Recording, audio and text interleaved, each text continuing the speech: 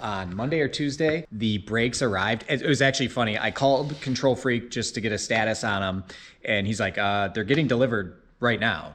So he must have had the shipping information and saw that on the tracking that it was getting delivered. And sure enough, like 10 minutes later, UPS guy or FedEx guy, whatever, walked in, brought me the whole front brake setup. So I now have every single piece I need from ControlFreak to put together the front suspension and steering. There's another bracket. I talked to Al about these bushings. He said it's totally cool. I can invert the angle of these to push the rack down a little bit so it doesn't hit the oil pan.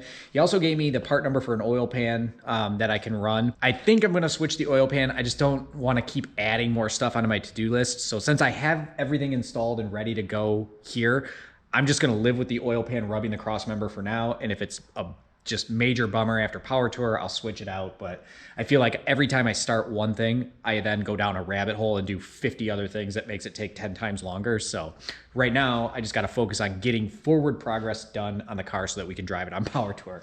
And that is what we're going to do today. So I'm going to start out with just sort of test fitting, make sure everything lines up, everything goes on good. I already have the brakes built and bearings packed and stuff. So once I make sure everything still fits good, then I'll bolt it all together. It's going to be so sick though.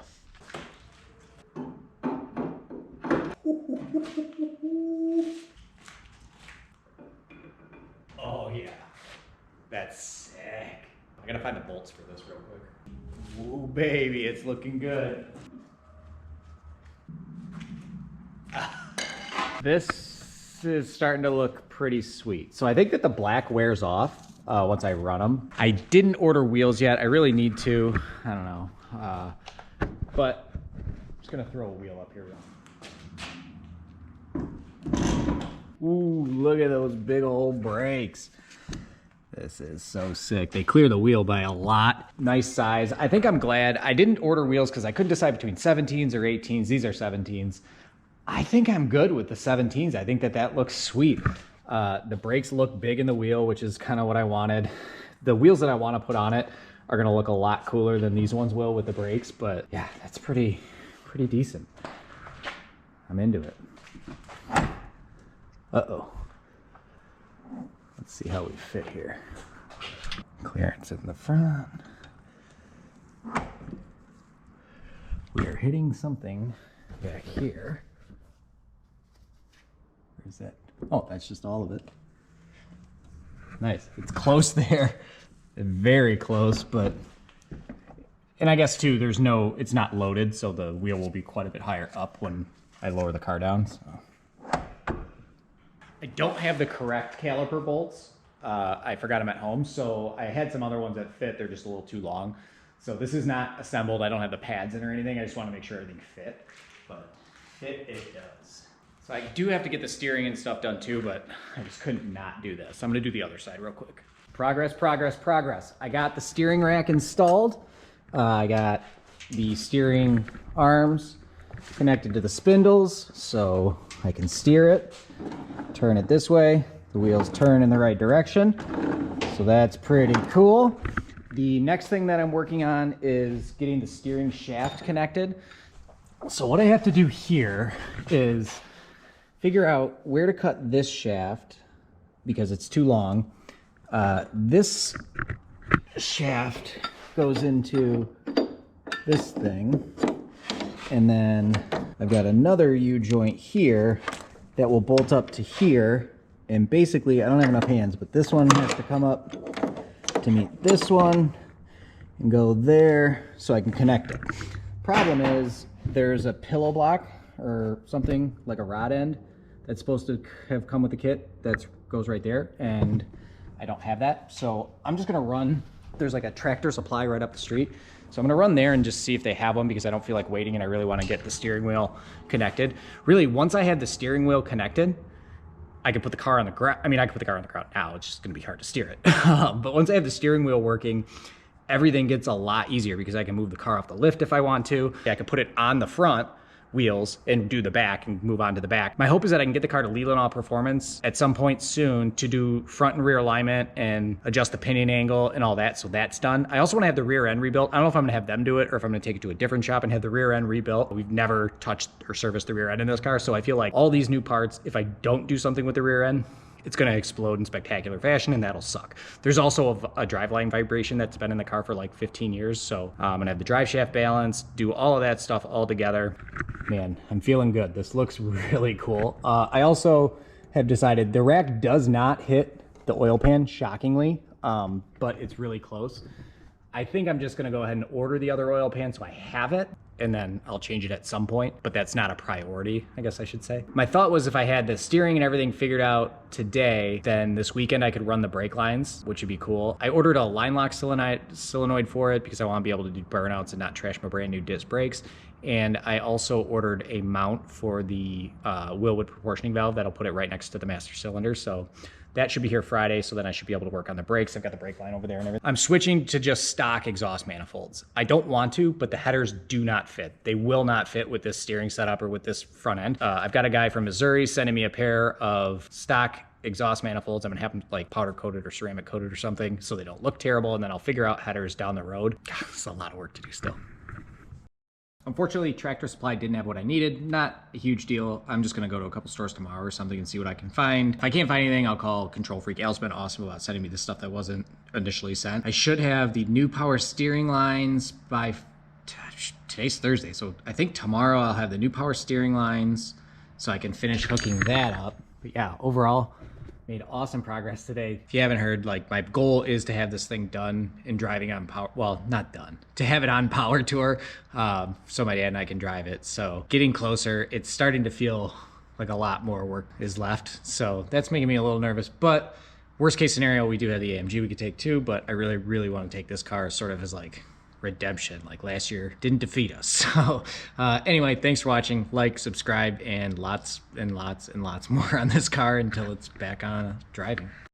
Back at the shed, my goal today is to get the steering wheel connected to the rack and pinion. Hammer and Dolly, my buddy Adam, had the rod end that I needed, so I picked up that on Friday, and now it's just a matter of getting this figured out. So I think what I'm gonna do is get this bracket mounted and then get this shaft in there so I can see kind of where the original steering column and this steering shaft intersect, and I can mark them, start to, you know, slowly cut. I think I'm gonna just like trim up until it works. This part has me kind of nervous because it's like, well, number one, if I mess up the steering shaft in the car or cut it too short, then I have to replace the column or something, which is a nightmare. Number two, I don't want the steering to bind. I want it to just steer nicely like a normal car. So the instructions are really vague, so I just kind of have to wing it. But I guess, I don't know, we'll figure it out. I think I've got something figured out here. So I cut the provided steering shaft to fit, but it hits this steering shaft, so can't really test the steering.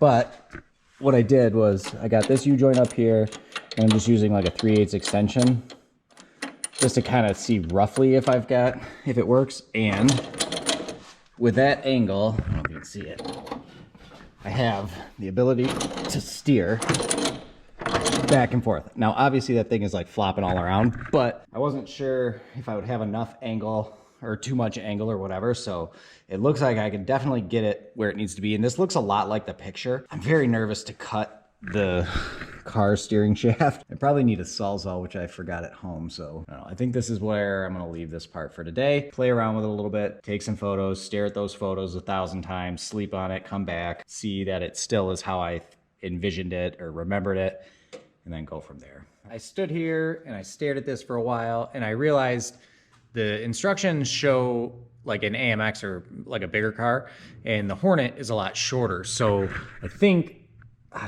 this is the right play here. I couldn't get this joint right here to be at like a workable angle where it wasn't binding. So what I ended up doing, obviously I gotta find a better solution for this, but I just I marked it where it would be good. And also looking at the instructions, I kind of lined up where this was on the car that they were using was a lot further back as compared to the back bar on the cross member. So I just drilled a hole further back. So I have one hole holding the steering shaft, or one bolt holding the steering shaft right there. And then this one is just on the outside of the bracket, which sucks, but that allowed me to line up this. So if you look, it's almost perfectly lined up with this. I can adjust this out a little bit so that I can put in this like double U-joint thing. So this will go right on the top of there and then bolt onto the other end of the steering shaft. I just can't cut it because I forgot the Sawzall at home, but this works perfectly the way it is right there. So you can see so it doesn't bind, it moves perfectly freely. The control arms flop back and forth because I haven't put the spacers in yet, but I'm gonna do that soon because I want to get all the front suspension stuff torqued down. I really wish I would have brought that Sawzall blade so I could cut this thing, but I think I'm like, I'm not even gonna say it, knock on wood, just a short few steps away from having steering. I also still have to get the the exhaust manifolds here. The guy kind of is ghosting me, which makes me nervous, but I have another person that has a set of them in Michigan, so I might just drive down and get those ones. And then I have to have the exhaust made so that I could put an O2 sensor in it. So yeah, I definitely have a lot of steps. I don't know. It's coming along. It's looking good. This is a huge relief that I was able to figure that out and get it to work.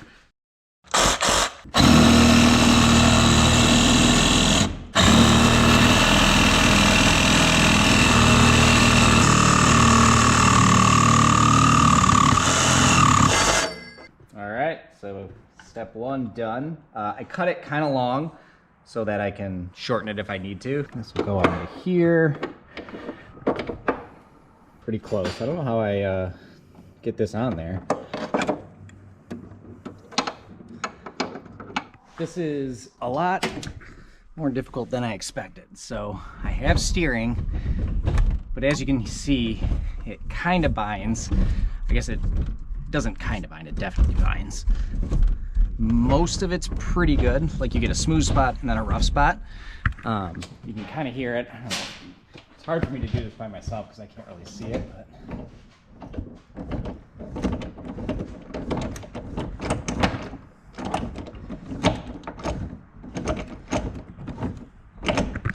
Getting there, what I've been doing is just kind of, I put it together, fit it, adjust, fit it, adjust.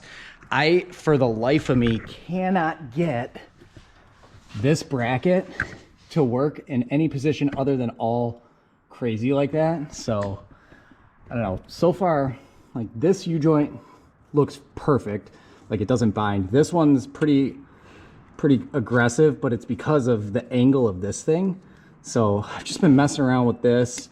My goal is going to be to try to get this down a little bit so it's more straight, which I think will pull everything this way and reduce some of the binding. I've just basically been trying 1,000 different ways or whatever and trial and error. And I could drive the car like this. I wouldn't want to, like it wouldn't be fun. I couldn't autocross it, but I could steer it. I could move it around, like step in the right direction. We've got steering. I was having trouble getting this thing to work without it binding, but I kept just put it together, take it apart, make small change. Now the steering works perfectly with no binding. All right, boys and girls, I don't know what I did, but I got it. Steering works with no binding, works perfectly. Here we go. The clunking you're hearing is the control arms moving back and forth because I haven't put the shims in. Fired up that we have steering. That was really weighing heavy on my mind. I was pretty nervous that I wasn't going to be able to figure it out, but what I ended up getting is that hole that I drilled in the middle of the bracket worked perfectly. And then this bolt, I don't know if you can see it, is on the edge. So not ideal, but the thing doesn't move.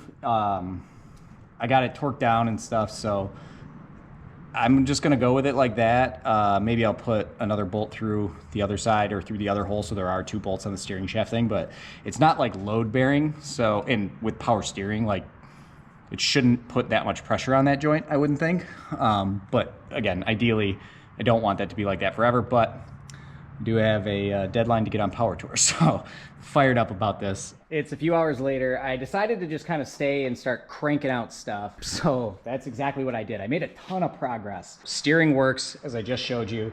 I got all of the ball joints torqued down. I got the shocks torqued down. Everything in the front end is torqued down. Both brakes I have shimmed correctly. So I still have to run some brake lines. But yeah, pretty much everything in the front is good. I started messing around with the fuel lines, and I figured to do that, I have to get the exhaust mounted back up. So I have the exhaust pretty much mounted. I cut off a couple of brackets from the bottom that weren't using, that kind of stuff, but I also got started on running the fuel lines. So it's really hard to see. Oh, there's another bracket I want to cut off. But if you look up through here, you can see right there where my finger is. That is the channel that I had made in the gas tank. So worked out perfectly. The fuel lines will run up against the floor of the car. I guess you can't really see any of this. The fuel lines are going to run up here all the way forward around the suspension, and then over here I wasn't really sure how I wanted to get around the exhaust and the suspension, that kind of stuff. So this is what I came up with for now. None of these parts move, so in reality, like this being really close to that shouldn't matter. I wanted it to have plenty of space around obviously the 4-link bars, and I still have to do another couple clamps in the top, and I have some heat stuff to go around it because it does get, I don't know, a few inches over here. It gets pretty close. I got the fuel line started and ran all the way forward into the engine compartment. I don't have them mounted all the way up yet, but just kind of routed. So this will run all along the subframe connector through there. This is kind of like the factory path, straight up the firewall. It looks so cool. It should be pretty easy to get these the rest of the way routed into the engine compartment, knock on wood. I've got them run up through here. The only thing I have to worry about is this linkage stuff there, but not really a big deal. Kind of route these around however seems logical. I'll get into that another day, but so pumped with the progress I made today. Thanks for watching. Like, subscribe, more to come.